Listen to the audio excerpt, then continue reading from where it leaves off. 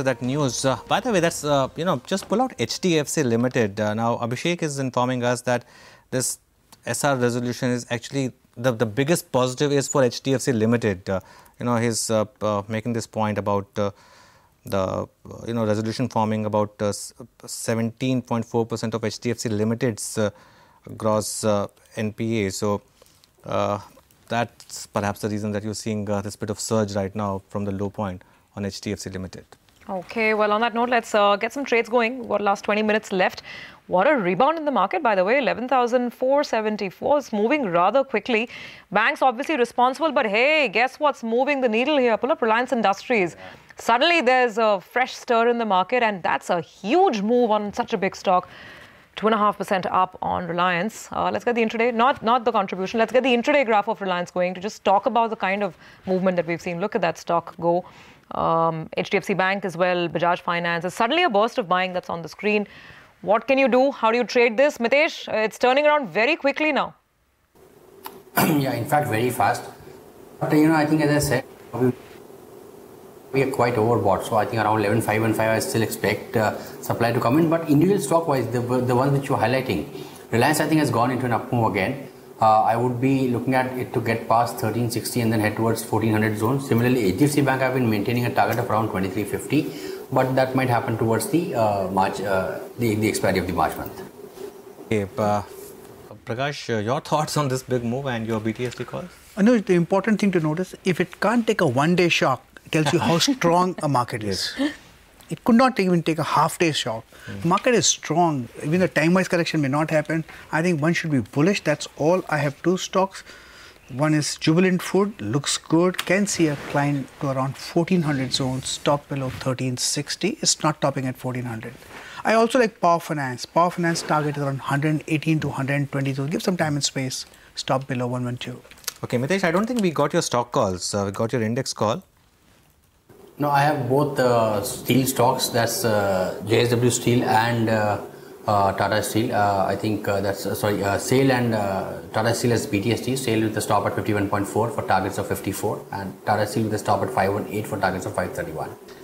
Okay, by the way, look at the other stock which is beginning to move now. That's Indigo, Interglobe Aviation, and that always looked likely because the way crude was collapsing and the currency has been strong, all the problems with jet airways. It's been a strong stock, and like Prakash was saying, if you can't take one-day correction in strong stocks and see big bounce back, that's what happens. And that's what's happening with Indigo as well right now.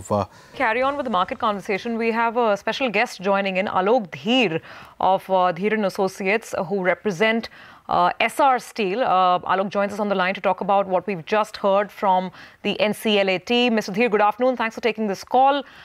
Can you share any further details from what we understand with our colleagues? This was a clean order. It's gone in ArcelorMittal's favor. And, it's free to execute now, this resolution plan. Your comments and thoughts?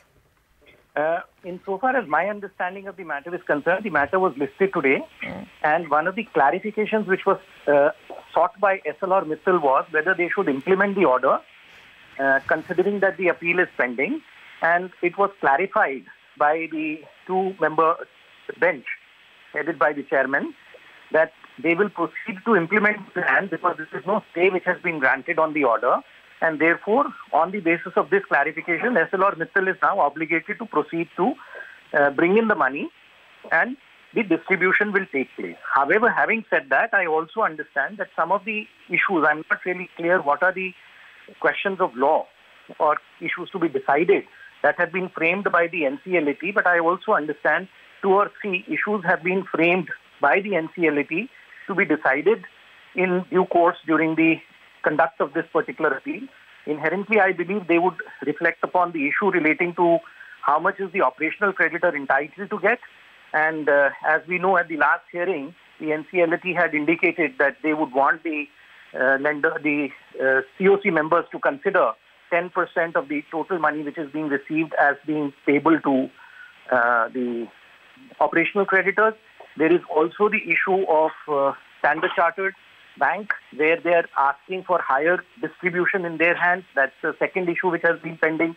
And there has also been an observation which was made at an earlier hearing that if the SR Steel promoters were to bring in the money, which is about 90,000 crores for payment of dues of their other group companies, then he may create some sort of a space for them.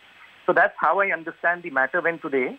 However, having said that, I think insofar as SLR is concerned, they are now required to implement the plan. And to that extent, I believe once they implement the plan and get such a substantial amount of money, the question of distribution will be something that will be done in due course without financials of SLR in a meaningful way. Alok, that's something we'll of course discuss. But will SR appeal and what will be the grounds of that appeal? See, at this stage, I do not think SLR has any appeal to file. This order which has been passed today is will SR appeal this? No, that's what I'm saying. This particular order is only to say that no stay has been granted by the NCLAT, and therefore, since no stay has been granted, SLR is obligated to proceed with implementation of the plan. This is something which may trouble SLR because they would want further clarification and clarity. They would want the appeal to be disposed of before they deploy the money. Sir, from SR Steel's point of view, I believe, that's the side that you represent, the Ruiyas. From that standpoint, what's the next move?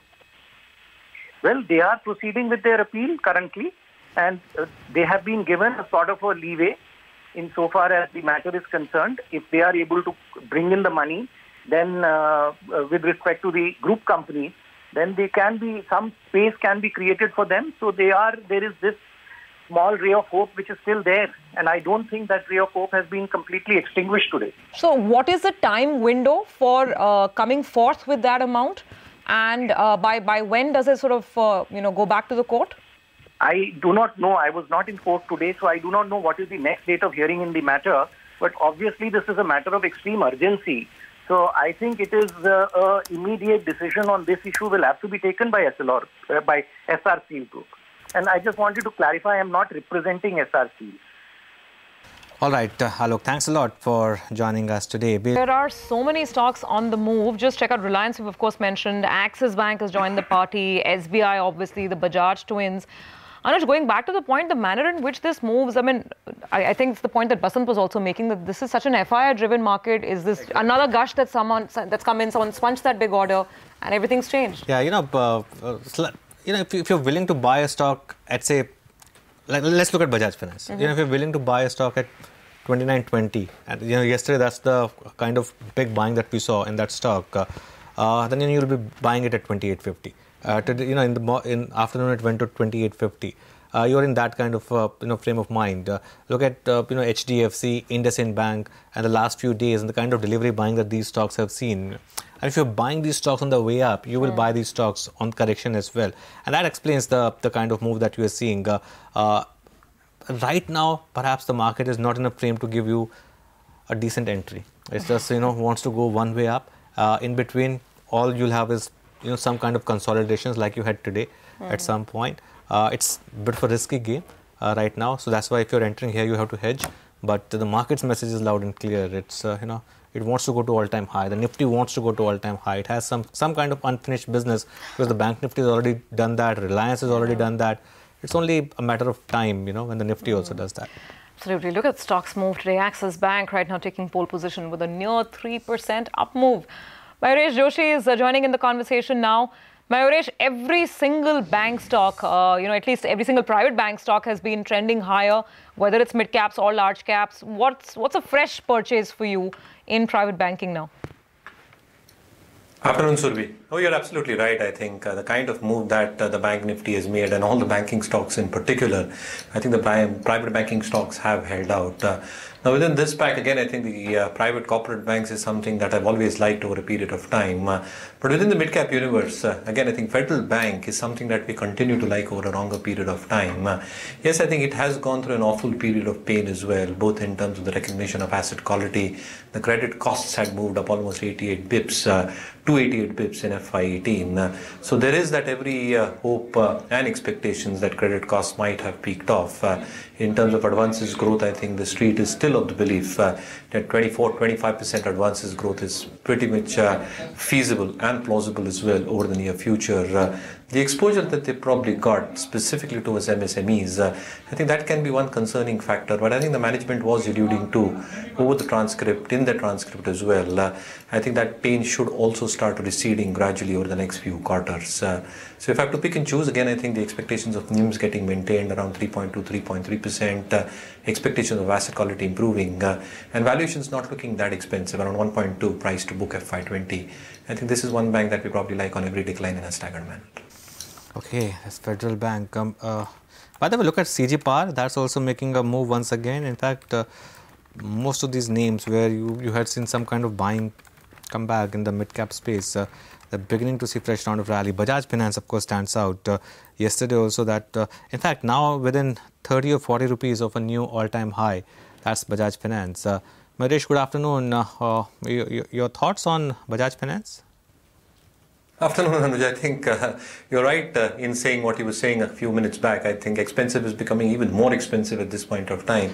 And it's the qualitative parameters that are probably holding a lot of these expensive stocks up. So if you probably look at the results and try differentiating these results with the other NBFCs, even through the crisis times, I think this company has produced phenomenal set of numbers. I think when you talk about the asset liability mismatch, I think there was a minimalistic kind of an impact in terms of reported numbers. The advances growth, the disbursements growth that you probably talk about, I think very, very good as well.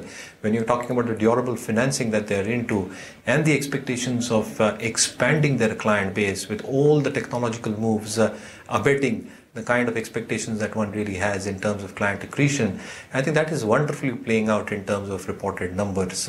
Again, asset quality pressure is not as evident as the other NBFCs, and they're very, very diligent both in terms of that liability mix at this point of time, which probably keeps their cost of borrowing in a constrained manner when it moves up. But the NIMs and spreads also probably get maintained at an equal pace in terms of the stability that one expects. So yes, I think it is very, very expensive at this point of time. If one owns that, I think you should definitely keep on owning it. Within the broader universe, I think Chola Finance, a few of the gold finance companies is something that I've liked in the past, and I continue to remain positive on them. And a clear disclaimer, we hold these stocks in our funds.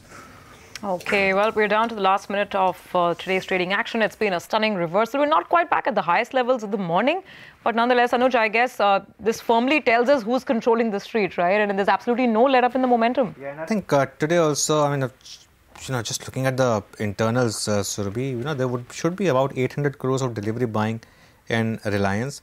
I think about, tomorrow's stock to watch for me really would be ICICI Bank, because that's closing at a fresh 52-week high and with massive amount of delivery buying. So there are pockets you can identify where the market, where the money is chasing the stocks. You can identify it's Reliance, it's Bajaj Finance, it's ICICI Bank.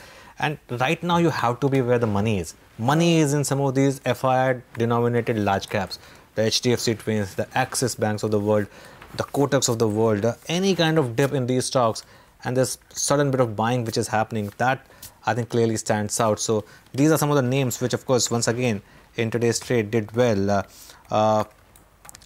You may want to add some more names in terms of stocks gaining. Of course, oil marketing companies, though they don't count for much, but HP and BP both were higher. GSW Steel was up about 2%. Tata Steel was up. On the way down, there were a few stocks. Prominent among them, of course, Maruti, though it was off the lowest point, but still down 2.5%. Hero was down 2%, Wipro was down 2.5%, Bharti, Larsen & Toubro, Eicher Motors, Mahindra Autos in general corrected today. This Maruti factor perhaps impacted across the board, but overall, once again, a large cap driven day. Big gains in the indices in the last 30 minutes of trade. Absolutely. Well, on the mid-cap screen, yes, it has been a relatively somber day. You got about a 0.25% drop on the index, though there was recovery from the lows. Anyway, let's see where the money was coming off. Wherever there's been a sharp rally, a stock like Avanti Feeds that's rallied dramatically from the lows, that's where there was some profit taking, 4% down. Arvind was lower. Bharat Forge, Castrol, these were again names on the lower side. Delta Corp was down 2.5%. Shriram Transport Finance. Now, United Spirits. Do remember that a lot of these stocks have also risen dramatically in the market rally. So today there was basically some breather that they were looking at. M&M Financial, Ashok Leyland, you can count in some more names when it comes to large mid caps. However, having said that, let's talk about the gainers as well. Prestige Estates, 16% up. The fact that we have our first REIT in this country, that's getting people excited about some of the other players as well, like Prestige, 16% higher there. Bombay Dyeing, they've got some approvals for one of their real estate projects, about 9% up on that stock. Just Dial, J&K Bank, again, Brigade Enterprises when we're talking real estate. These were some solid parts of the market. Dilip Buildcon, the momentum is intact, 700 rupees on that stock now. It's had a dream run in the month of March. Gati and Godfrey Phillips were some of the other stocks on the upside. So that's how it's played out. Not too bad. By the way, Jubilant Food has managed to put on about 3.5% as well. PVR has seen buying. Some of the consumer names also back on the screen. So this is how it's played out today. Mixed trends, but a very positive close, we'd have to say, the way the recovery really shaped up. Well, on that note, let's just thank all our experts, Mayuresh Joshi, Prakash Gaba and Mitesh Thakkar for being with us. Mitesh, just before I wrap out, a quick final take with you. Considering this reversal has been so swift, how should people approach the screen tomorrow morning? See, I think we've been in kind of profit-taking mode. So my idea is that wait it out. I think you've seen the signs of 11,500 kind of level holding out and possibly acting as some kind of a supply zone. On Friday also we saw a dip, and then today also we've seen a dip. So I think just wait it out. I think we are extremely overbought. The trend is up, but I think this is not the best time to go and initiate long positions. Okay, fair enough. All right, gentlemen, thank you for taking us through the close this Monday afternoon.